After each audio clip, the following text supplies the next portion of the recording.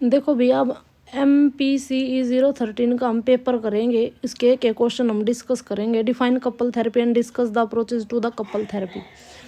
देखो, जब आप कहीं और से जो इसके गैस पेपर खरीदते हो, जैसे ही मैंने इस पेपर को ChatGPT पे डाला तो इसका जो कपल थेरेपी का ये आंसर आया, define couple therapy and discuss the approaches to the couple therapy, ये इसका आंसर आया। लेकिन जो इसका ये जो कपल थेरेपी के बारे में तो इसमें ठीक दे रखा है, लेकिन जो इसकी अप्रोचेज हैं वो ठीक नहीं है, क्योंकि जो हमारी इग्नू की बुक है उसमें जो थेरेपी की अप्रोच है वो कुछ अलग है। अगर आपको मार्क्स अच्छे चाहिए तो आपको वही चीज़ें लिखनी होंगी जो इग्नू की बुक में दे रखी है। देखो, जैसे आप इसके ये चारों पॉइंट आप पढ़ भी सकते हो। देखो, ये है गौतम मेथड है, और एक हमारा ये है इमोशनली फोकस्ड थेरेपी। ये दो तो मेथड है ही नहीं हमारे पास जो हमारी इसकी बुक है। देखो, इसकी बुक में दिखा देती हूँ मैं आपको एक बार। देखो, ये इंट्रोडक्शन है, ये हमारे पास नेचर है इसका, और ये देखो approaches to the couple therapy, ये अप्रोच है कपल थेरेपी की।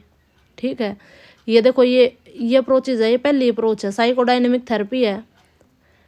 ठीक है, सिस्टम अप्रोच है, ये भी नहीं है उसमें जो हमने ऊपर उस ChatGPT से निकाले थे। और ये बिहेवियरल अप्रोच है, क्लाइंट सेंटर्ड थेरेपी है, ये उसमें है ही नहीं।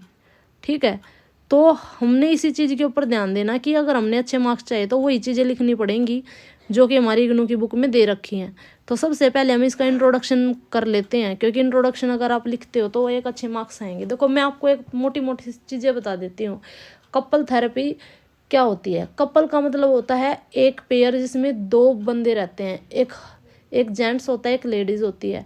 जरूरी नहीं कि उनकी मैरिज ही हो रखी हो, मैरिज से पहले भी वो कपल होते हैं और मैरिज के बाद भी वो कपल ही रहते हैं। जैसे किसी लड़की का कोई अफेयर चल रहा है, ठीक है, कॉलेज में, स्कूल में, कहीं पे भी, वो भी कपल ही कहलाता है। ठीक है, या फिर कोई दो बॉयज़ और गर्ल्स हैं, वो मैरिज के लिए प्लान कर रहे हैं कि वो मैरिज कर लेंगे, तो उससे पहले भी वो इकट्ठे रह रहे हैं ताकि भी एक दूसरे को जाना जाए, तो भी कपल ही कहलाते हैं। ठीक है, तो ये चीज़ें हैं। तो कपल थेरेपी में क्या होता है, जो उनके बीच में झगड़े होते हैं उनको इंडिविजुअली, जो ये होते हैं हमारे काउंसलर होते हैं, साइकोलॉजिस्ट होते हैं, वो उनकी काउंसलिंग करते हैं। काउंसलिंग का मतलब होता है सलाह मशवरा करना। ठीक है, साइकोलॉजिस्ट क्या होते हैं, उनको इंडिविजुअल भी काउंसलिंग करते हैं, फिर ग्रुप उनकी फैमिली काउंसलिंग भी करते हैं। मतलब एक दूसरे को एक साथ बिठा के भी देखते हैं कि भी कौन सी चीज़ें हैं जो इनके बिहेवियर में है जिसकी वजह से झगड़े ज़्यादा हो रहे हैं। तो ये सब चीज़ें हैं। ठीक है, देखते हैं हम इसके अंदर। The emergence of the conflict in a marriage और a serious relationship does not necessary signal disaster had. मतलब किसी भी मैरिज के अंदर, किसी भी सीरियस रिलेशनशिप के अंदर अगर कोई भी कॉन्फ्लिक्ट आता है, कोई भी झगड़े होते हैं, उसका मतलब ये नहीं है कि आने वाला समय बहुत ही बुरा होने वाला है हमारा। ठीक है, जैसे अगर आपके और आपके हस्बैंड वाइफ के झगड़े हो रहे हैं तो इसका मतलब ये नहीं है कि आगे आपकी मैरिज चलेगी ही नहीं और आप एक दूसरे को मार दोगे, फांसी दे के फांसी वगैरह दे दोगे या खुद फांसी खा ली जाएगा, ऐसा नहीं हो। ये एक ऐसा टाइम होता है जिस टाइम पीरियड पे आप काउंसलर के पास जा सकते हो जब आपके झगड़े की शुरुआत हो रही है उसी टाइम पे, ताकि आपके बिहेवियर के अंदर कुछ मॉडिफिकेशन के वो कुछ स्ट्रैटेजी बताएंगे, उनको आप अपनाओगे और आपका जो है बिहेवियर ठीक हो जाएगा और आपकी मैरिज अच्छे से चलेगी। तो ये बोल रखा है, in fact it might lead to a great opportunity for the couple to work with in a marriage और family therapist to strengthen the love. बल्कि ये एक अपॉर्चुनिटी भी होती है कि आप किसी फैमिली थेरेपिस्ट के पास जाए, किसी मैरिज थेरेपिस्ट के पास जाए, जो कि स्ट्रेंथन करता है आपकी रिलेशनशिप के अंदर लव को। ठीक है, मतलब आपका जो रिश्ता उसके अंदर स्नेह को बढ़ाने के तरीके बताता है, जिससे कि आपकी रिलेशनशिप के अंदर एक ट्रस्ट क्रिएट होता है। ठीक है, और increase the possibility for the intimacy, और इंटीमेसी की जो पॉसिबिलिटी है उनको वो बढ़ा देता है। ठीक है, relationship problem are more likely to during the time of transition for the couple and their families, such as when starting a new relationship, bringing a child into the family, dealing with a grandparents death or ending a relationship। ये बात बोल रखी है कि जो relationship की problem होती है अधिकतर उस टाइम पे आती है जब किसी भी फैमिली के अंदर, किसी भी कपल के जो लाइफ के अंदर होता है ट्रांजिशन का पीरियड होता है। ट्रांजिशन का पीरियड क्या मतलब होता है? ट्रांजिशन का मतलब ये होता है जैसे कि एक दौर से दूसरा दौर स्टार्ट हो जाए। जैसे कि शादी से पहले लड़की अकेली फ्री घूमती है, मन किया तो घर का काम कर लिया, स्टडी वगैरह करती है, जो भी उसका मन करता वो करती है, वो बंद की नहीं रहती। लेकिन जैसे शादी होती है, शादी क्या हो गया, एक ट्रांजिशन पीरियड हो गया, शादी के बाद क्या होता है, वो बंद जाती है, घर का सारा काम करती है। हस्बैंड उससे अलग एक्सपेक्टेशन रखते हैं कि मेरे कपड़ों पे प्रेस करेगी, मेरे जूते पॉलिश करेगी, मेरे जूते एक जगह रखेगी, मेरे कपड़ों को प्रेस करके अलमारी में रखेगी। सासू माँ की अलग वो एक्सपेक्टेशन होती है, देवर की अलग एक्सपेक्टेशन होती है, ननद की अलग एक्सपेक्टेशन होती है। उनकी एक्सपेक्टेशन को पूरा करते करते वो अपने ऊपर ध्यान ही नहीं दे पाती। फिर उसको लगता है कि मेरा तो मतलब जो ज़िंदगी है सिर्फ ये घर के कामों के लिए ही बनी हूँ, मैं तो मेरी तो ज़िंदगी में कोई खुशियाँ ही नहीं है, मैं तो ऐसे ही एक दिन मर जाऊंगी। तो इस तरह की कुछ बातें आती हैं। ये ट्रांजिशन पीरियड के दौरान ये कॉन्फ्लिक्ट होते हैं और ये जो स्ट्रेस वगैरह होता है वो ज़्यादा होता है, ठीक है। और ट्रांजिशन का पीरियड सिर्फ मैरिज ही नहीं होता। देखो ट्रांजिशन के पीरियड के उन्होंने कई और तरीके बता रखे, जैसे हमारे ग्रांड पेरेंट की डेथ हो जाती है, हमारे दादा दादी की डेथ हो जाती है, या फिर हमारी फैमिली में कोई नया बेबी आ रहा है, जैसे कि एक लड़की होती है वो फिर बेबी को जन्म देती है, तो बेबी होने से पहले भी उसकी लाइफ थोड़ी ठीक ठाक है, सासू के झगड़े वगैरह ये चलते रहते हैं, इनसे इतना फ़र्क नहीं पड़ता। लेकिन जैसे बेबी होता है उसका काम और बढ़ जाता है। जो पहले एक्सपेक्टेशन थी लोगों की वो तो है ही, अब और भी एक एक्सपेक्टेशन बढ़ जाते हैं। उसे हर आधे घंटे में, 1 घंटे में, 1.5 घंटे में, 2 घंटे में उसे फीड कराना पड़ता है, बच्चे का ध्यान रखना पड़ता है, उसको सर्दी लग जाती है, उन चीज़ों से भी उसका जो दिमाग ख़राब रहता है। तो ये सब चीज़ें होता है, ट्रांजिशन पीरियड होता है, जिसकी वजह से हमारी जो वो होती है उसमें कॉन्फ्लिक्ट आ जाते हैं, ठीक है। ये आप पढ़ सकते हैं, मैंने नीचे हिंदी में भी बना रखा है, यूँ का यूँ देखो ये रहा, ये सारा का सारा हिंदी में भी है, ये आप देख सकते हो। इसमें मोटा मोटा बता देती हूँ मैं क्या है। Whether you hope to save a marriage or plan for a divorce or sort out all the territory between a marriage and family, therapist can be objective source for the support information about the love relationship.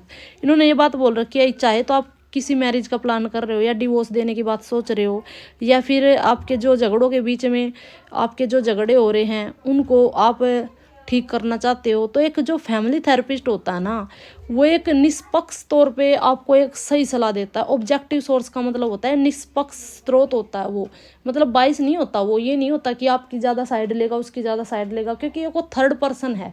देखो अगर आप कोई लड़की है उसके साथ झगड़े हो रहे हैं, अगर वो अपनी मम्मी को बताते तो मम्मी उसी की साइड लेगी, अगर वो अपनी सासू को बताती है तो सासू उसके बेटे की साइड लेगी, ना कि बहू की। तो वो क्या होते हैं, वो बाइस्ड सोर्स होते हैं।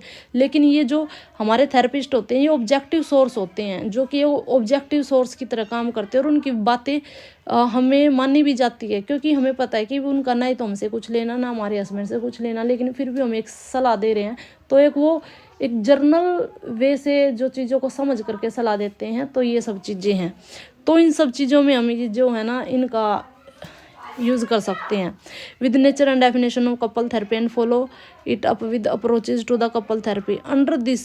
इसके साथ साथ we will discuss the psychodynamic approach, client centred approach, behavioural approach. इसके अलावा हम ये अप्रोच भी डिस्कस करेंगे, client centred approach, psychodynamic approach, ये सारी चीज़ें, ठीक है। ये सारी चीज़ें हम डिस्कस करेंगे इसके अंदर। देखो ये सारा हिंदी में भी दे रखा है, हिंदी में भी ट्रांसलेट किया मैंने, ताकि कुछ बच्चों को जो इंग्लिश समझ नहीं पाते हैं वो हिंदी में पेपर देते हैं तो हिंदी में ये वहाँ से पढ़ पाए। आप हमारे नोट्स खरीद सकते हो बहुत ही कम प्राइस में। जैसे 1 यूनिट है, 1 यूनिट के जो नोट्स हैं, टोटल 4 यूनिट होती हैं, 1 यूनिट के नोट्स मात्र 30 रुपये में मैं देती हूँ, और वो हिंदी में भी रहेंगे, इंग्लिश में भी रहेंगे। अगर आपको खरीदने हैं तो आप बता सकते हो। अब देखो nature and definition of the couple therapy क्या होता है। देखो नेचर के अंदर हम आते हैं कि नेचर क्या होता है।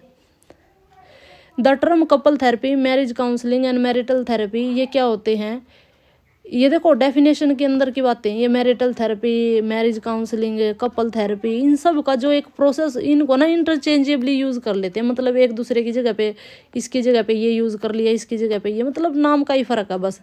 This different names have been use to describe the same process. एक सेम प्रोसेस को ही डिस्क्राइब करने के लिए इनका यूज़ किया जाता है, बस इतना ही, इससे आगे मत करो, ठीक है। और ये देखो अब आगे, couple therapy focus on the problem exist in the relationship between 2 people. जो कपल थेरेपी होती है ना, वो एक रिलेशनशिप के अंदर जो 2 बंदे रहते हैं उनकी जो प्रॉब्लम होती है उनके ऊपर फोकस करती है, ठीक है। But these relationship people always involve individual symptoms and problem. जो रिलेशनशिप की जो प्रॉब्लम होती है ना, वो इंडिविजुअल की भी प्रॉब्लम हो सकती है। देखो मैं यहाँ पे आपको इसको हिंदी में दिखा देती हूँ, आपको थोड़ा ज़्यादा समझ में आएगा।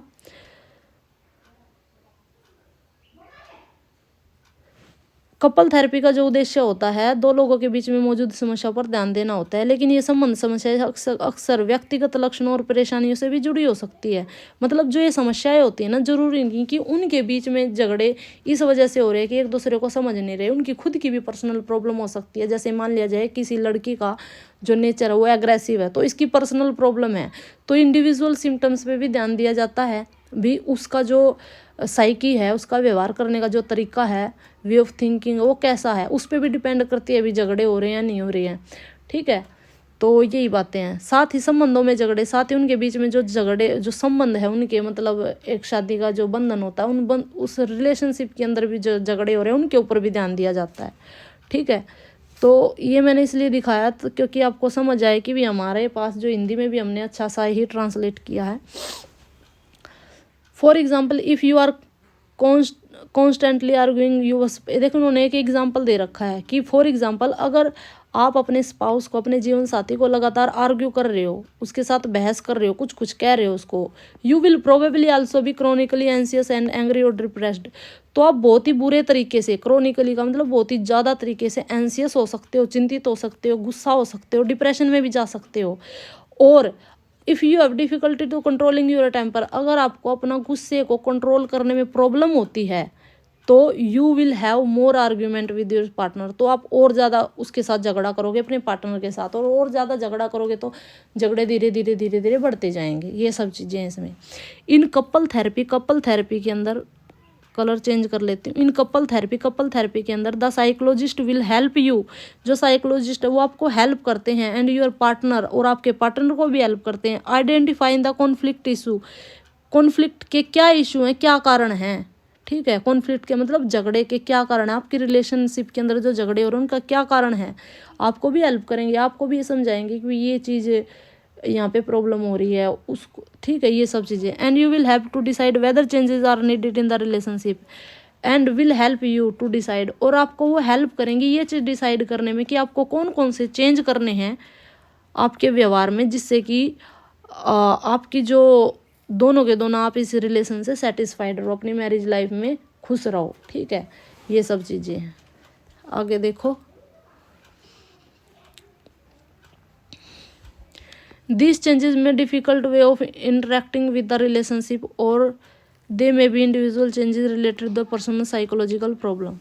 These changes may be different ways of interacting. जो ये changes होते हैं वो different ways of interacting होते हैं। मतलब जो चेंज करवाते हैं ना व्यवहार में, वो चीज़ें क्या होती हैं, वो अलग अलग तरीके होते हैं way of interacting with in the relationship, कि आपको अपनी जो लाइफ है उसमें किस तरह से इंटरेक्ट करना है। इंटरेक्ट का मतलब होता है एक दूसरे के साथ व्यवहार किस तरह से करना है।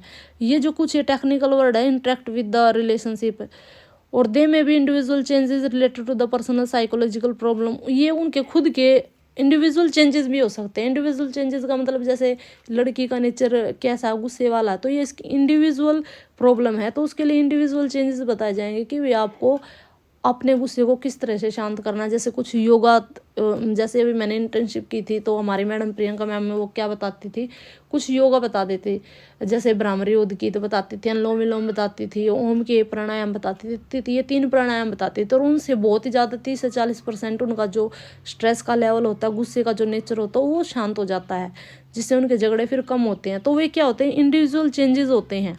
ठीक है, couple therapy involve learning how to communicate more effectively. जो कपल थेरेपी होती है वो सिखाती है, लर्निंग का मतलब वो सिखाती है कि किस तरह से कम्युनिकेट करना है एक दूसरे के साथ प्रभावी तरीके से, and how to listen more closely, और एक दूसरे की बातों को किस तरह से सुनना है।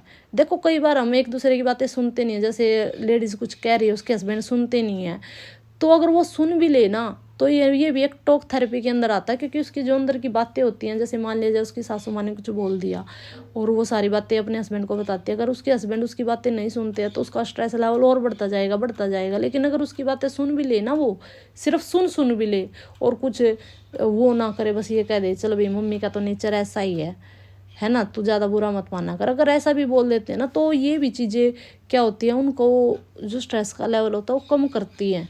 तो मतलब एक दूसरे को सुनना ज़्यादा ज़रूरी होता है। काउंसलर का भी काम क्या होता है, कई बार तो काउंसलर कुछ करते ही नहीं है, वो कपल आते हैं अपनी बातें बताते हैं, उनके अंदर के जो बातें होती है वो निकल जाती है और उनका स्ट्रेस लेवल रिलीज़ हो जाता है। इवन कुछ ऐसे भी केस आए थे हमारे पास यहाँ वर्ल्ड मेडिकल कॉलेज में, जो सुसाइड भी अटेम्प्ट कर चुके थे, लेकिन जैसे उनको टॉक थेरेपी दी गई 3 से 4 बार आए वो।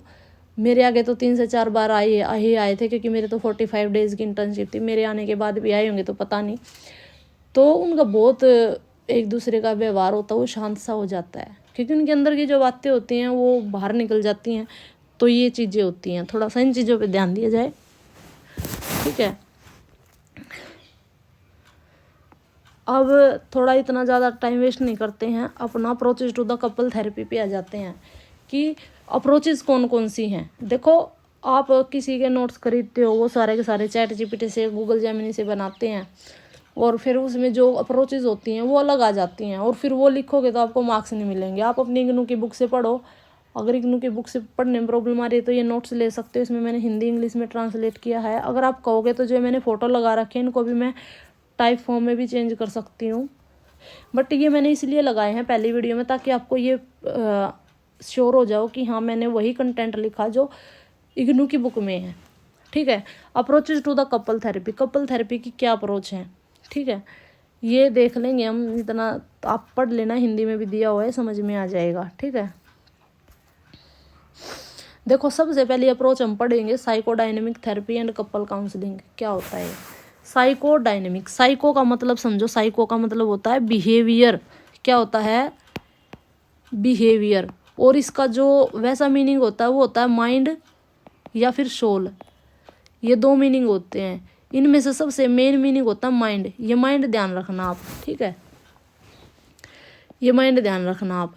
साइकोडायनेमिक, डायनेमिक का मतलब होता है फोर्स। फोर्स यानी कि एक ऐसा फोर्स। देखो, डायनेमिज्म का मतलब होता है चेंज होते रहना, लेकिन यहाँ पे डायनेमिक का मतलब होता है एक ऐसा फोर्स जो कि हमारे व्यवहार को कंट्रोल करता है। यानी कि माइंड का एक ऐसा फोर्स होता है जो कि हमारे व्यवहार को कंट्रोल करता है। यानी कि देखो, जो हमारा माइंड होता है उसके अंदर अगर एग्रेशन है तो हमारे बिहेवियर में भी एग्रेशन दिखेगा। हम किसी से बात करेंगे तो गुस्सा दिखेगा। तो ये माइंड, साइकोडायनेमिक का मतलब होता है माइंड जैसा होगा वैसा ही हम व्यवहार करेंगे। एक मेंटल फोर्स होता है। देखो यहाँ पे लिखा हुआ है concept of powerful mental forces. थोड़ा नीचे करती हूँ। देखो, psychodynamic comes from the Greek word psyche means होता है माइंड, और डायनेमिज्म का मतलब होता है फोर्स या फिर पावर।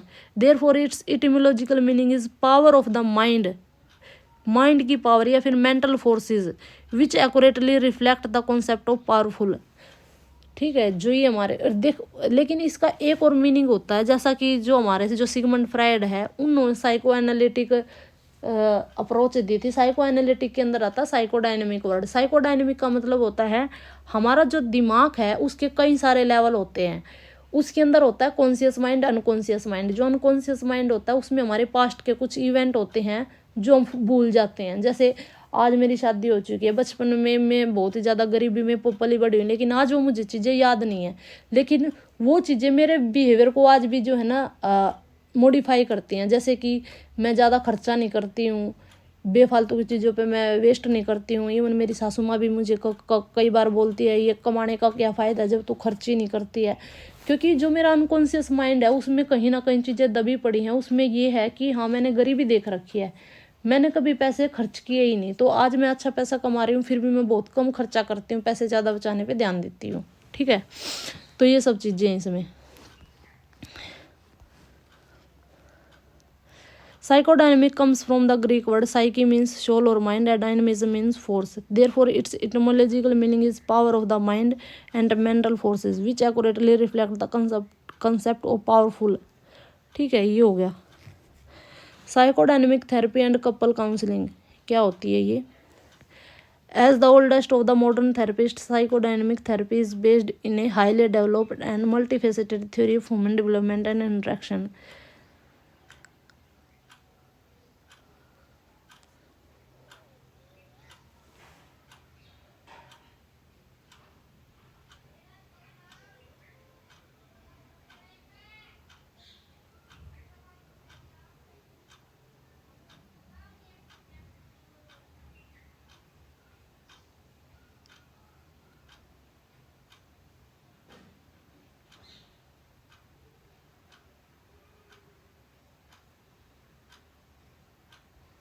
देखो psychodynamic therapy and couple counselling हम पढ़ते हैं।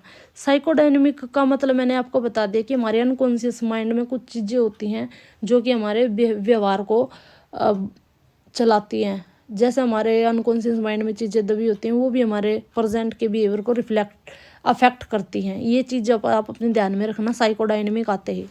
As the oldest of the modern therapies, जैसे कि मॉडर्न थेरेपी में सबसे ओल्डेस्ट थेरेपी है ये psychodynamic. Psychodynamic therapy is based in a highly developed and multifaceted theory of the human development and action.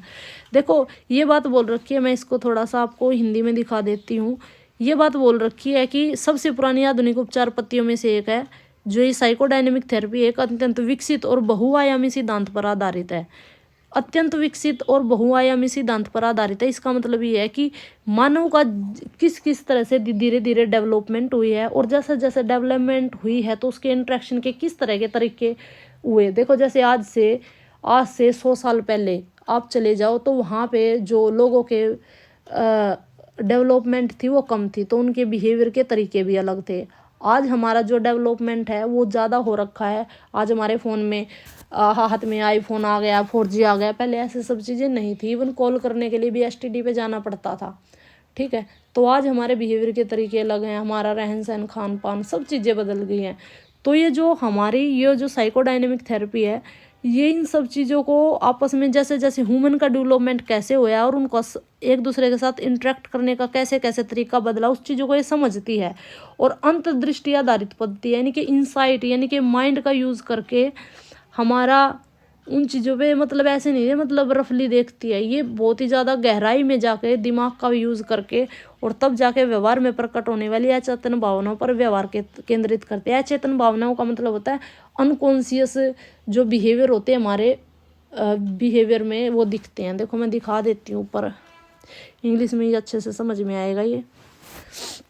As the oldest of the modern therapy interaction, psychodynamic therapy is an insight oriented approach। ये insight oriented approach है that focus जो कि focus करती है on unconscious emotion that manifest in our behavior, जो कि हमारे व्यवहार में झलकते हैं, मैनिफेस्ट होते हैं, उन unconscious emotions के ऊपर ये काम करती है। ठीक है, अब आपको समझ नहीं आया। देखो अनकॉन्शियस इमोशन हमारे माइंड के अंदर कुछ अनकॉन्शियस, देखो आगे जाके आपको समझ में आ जाएगा, आगे भी लिखा हुआ वो पढ़ती हूँ ये तब समझ में आएगा। देखो this approach is well suited for working with the couple counselling, because ये जो अप्रोच होती है कपल की काउंसलिंग में बहुत ही ज़्यादा अहम भूमिका निभाती है, क्योंकि because it works to identify emotion that manifest in behaviour, क्योंकि ये आइडेंटिफाई करती है उन इमोशन को जो कि हमारे व्यवहार में झलकते हैं। It allow the focus of the on unique situation of each individual client, ये फोकस करती है कि हर एक जो इंडिविजुअल क्लाइंट है उसकी हर एक की सिचुएशन कैसी है। And it takes into account how past relationship experiences affect current relationship, और ये इस चीज़ पे ध्यान देती है कि हमारे पास्ट के एक्सपीरियंस हमारे प्रेजेंट किस तरह से अफेक्ट करते हैं उन चीज़ों को। ठीक है, अफेक्ट आवर करंट रिलेशनशिप, जो हमारे पास्ट के एक्सपीरियंस है वो हमारे प्रेजेंट के जो रिलेशनशिप है, जैसे पास्ट के एक्सपीरियंस मैंने क्या बताया था, मैं गरीबी में पली बड़ी हूँ, और प्रेजेंट के रिलेशनशिप क्या है, वो मेरी शादी हो चुकी है, खर्चा वर्चा सब कुछ होता है, तो वो चीज़ें आज मेरे प्रेजेंट को अफेक्ट करती हैं। ये मैंने अपना एग्जाम्पल लेके बता दिया, अब मेरे को कैसा भी मानो मेरे को फ़र्क नहीं पड़ता। देखो one of the main goal of the psychodynamic therapy is client self awareness and understanding of how the past can influence present behavior। ये कहता है कि जो सबसे मेन गोल होता है ना साइकोडायनेमिक थेरेपी का, वो ना क्लाइंट को ही अवेयर करवा देता है। जो हमारे पास बंदा आता है ना काउंसलिंग के लिए, जिसके झगड़े हो रहे हैं अपनी वाइफ के साथ और कुछ हो रहे हैं, उस क्लाइंट को ही हम अवेयर करवा देते हैं कि किस तरह से आपके जो पास्ट है वो प्रेजेंट को किस तरह से अफेक्ट करता है, इन्फ्लुएंस करता है। It can help settle past conflict, ये हेल्प करता है हमारे पास्ट को कॉन्फ्लिक्ट को सेट करने में, मतलब सुलझाने में, as well as the issue arising from the past dysfunctional relationship, और पास्ट में जो हमारे डिसफंक्शनल रिलेशनशिप थे, जो झगड़े वगैरह हो रहे थे रिलेशनशिप में, उनको किस तरह से देखो थोड़ा सा हिंदी में यहाँ से पढ़ लेते, थोड़ा ऊँच पोच सा हो गया ये ज़्यादा, ये निशान से लग गए रेड रेड, इसे समझ से नहीं आ रहा कौन सा था ये, दूसरा पैरा है। यह तरीका दंपति में विशेष रूप से उपयोगी होता है क्योंकि यह उन भावनाओं की पहचान करता है जो व्यवहार में प्रकट होती है। प्रत्येक क्लाइंट की अनूठी परिस्थिति पर ध्यान केंद्रित करता है और यह भी देखता है कि बीते रिश्ते के अनुभव वर्तमान संबंधों को कैसे प्रभावित करते हैं। ठीक है, ये चीज़ें आपको समझ में आई होंगी। मनोवैज्ञानिक थेरेपी का मुख्य उद्देश्य यह है कि क्लाइंट को आत्म जागरूक कर दिया जाए, मतलब वो खुद ही समझ जाए। ठीक है, और यह समझ विकसित हो कि अतीत वर्तमान कि जो हमारा पास्ट है वर्तमान के व्यवहार को कैसे प्रभावित करता है। यह अतीत के संघर्षों तथा पिछली अस्वस्थ संबंधों से उत्पन्न समस्याओं को सुलझाने में मदद करता है। जो हमारे अतीत के जो संघर्ष रहे हैं, जो पास्ट में बहुत ज़्यादा झगड़े हुए हैं या फिर जो हमारा रिलेशनशिप था वो ख़राब था, तो उसमें जो समस्याएं थी, उसमें जो समस्याएं पैदा हुई उनको सुलझाने में मदद करता है। यह सिद्धांत सिगमंड फ्राइड के शोध के द्वारा साइको एनालिसिस पर आधारित है। मतलब मैंने आपको पहले ही बताया था कि साइको एनालिसिस अप्रोच दी थी सिगमंड फ्राइड ने। और साइको एनालिसिस अप्रोच के अंदर ही नाम आता है साइको डायनेमिक। साइको डायनेमिक का मतलब क्या होता है? देखो, जो साइको एनालिसिस होता है ना, साइको का मतलब होता है माइंड, एनालिसिस का मतलब होता है उसको एनालिसिस करना, तोड़ तोड़ के देखना। तो माइंड के हमारे कई सारे फेज है, टोटल 7 फेज हैं। तो उनमें से एक फेज होता है unconscious mind, conscious mind, unconscious mind, subconscious mind. ये 3 मेन फेज होते हैं। फिर इनके 2-2 फेज और हो जाते हैं, टोटल 7 फेज बताए गए। उनमें से अनकॉन्शियस माइंड जो होता है वो हमारे व्यवहार को सबसे ज़्यादा अफेक्ट करता है, क्योंकि इसमें बहुत ज़्यादा हमारा कितना बड़ा पास्ट है। आज मैं 30 साल की हूँ, तो मेरे 29 साल की जो पास्ट की मेमोरी है सारी उसमें भरी पड़ी है। हमें प्रेजेंट की थोड़ी बहुत बातें याद रहती हैं, ठीक है, लेकिन पास्ट की इतनी ज़्यादा चीज़ें हैं। हमारा बचपन कैसे बीता था, कैसे हम खेलते थे, कुएं पे जाते थे, जोड़ पे जाते थे, जोड़ी के ऊपर वो कपड़े धोते थे, बहुत सारी चीज़ें हैं। हम कंचे खेलते थे, टायर वगैरह चला के खेलते थे, बिज्जो बांदरी खेलते थे, स्टेपू खेलते थे, लुकम छुपाई खेलते थे, और ये लोहा लाकड़ चामची माकड़, कितनी सारी चीज़ें खेलते थे। सारी पास्ट की सारी चीज़ें हमारे अनकॉन्शियस माइंड में दबी पड़ी रहती हैं। ठीक है, तो थोड़ा सा ऊपर चलते हैं, इंग्लिश में ही पढ़ते हैं, क्योंकि अधिकतर बच्चे इंग्लिश में ही वो हैं, 90% बच्चे इंग्लिश में पेपर देते होते हैं। One of the main goal of the psychodynamic therapy is the client, ये हो गया, कहाँ पे आगे थे, it is drive from the psycho analytic method of the Sigmund Freud. जो सिगमंड फ्राइड ने रिसर्च किया था ना साइको एनालिटिक मेथड, उसके ऊपर बेस है ये। Fried felt that human mind, fried ने ये महसूस किया था कि जो ह्यूमन का माइंड है, जो साइकी होते हैं, साइका का मतलब होता है mind, was made of the 7 different level, वो 7 अलग अलग उनसे बना हुआ होता है। And that it is unconscious mind, और ये हमारा अनकॉन्शियस माइंड ही होता है, which contain events from our past, जो कि हमारे पास्ट से उसके अंदर इवेंट भरी पड़ी रहती हैं। ही फेल्ट दैट, उन्होंने महसूस किया, दैट फॉरगॉटन एक्सपीरियंस, की जो हमारे फॉरगॉटन एक्सपीरियंस होते हैं, जो हम भूल चुके हैं, वे अनुभव जो हम भूल चुके हैं, कैन स्टिल अफेक्ट, वे अब भी, स्टिल का मतलब अब भी अफेक्ट करते हैं, और प्रेजेंट बिहेवियर, हमारे प्रेजेंट के बिहेवियर को भी वो अफेक्ट करते हैं।